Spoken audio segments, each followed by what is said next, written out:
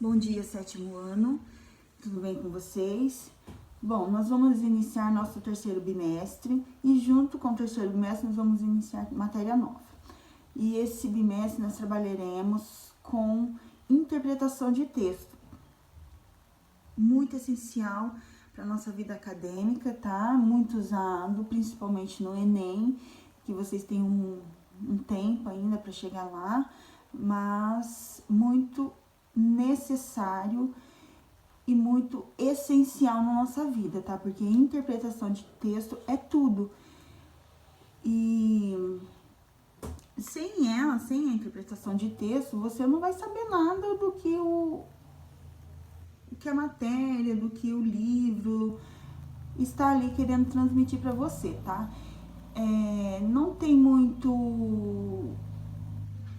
Não é muito assim complicado, mas é necessário muita leitura, tá? Então vou dar umas dicas para vocês sobre interpretação. Primeiro, leia muito.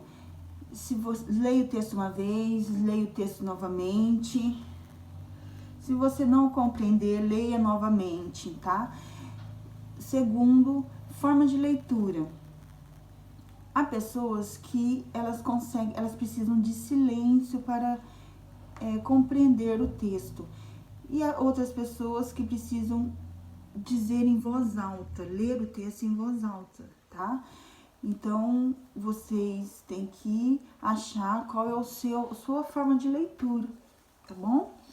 Terceira, pegar as ideias mais importantes do texto, pincelar as ideias mais importantes, grifá-las ou anotá-las, tá?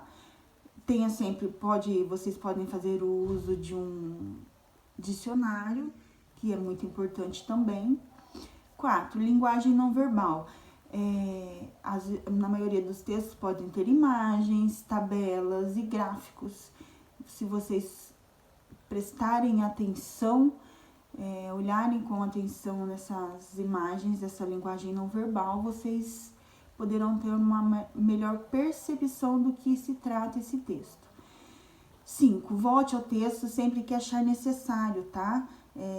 Se você está lendo e chegou lá no fim, você falou assim, mas do que? Volte ao texto, leia o texto novamente.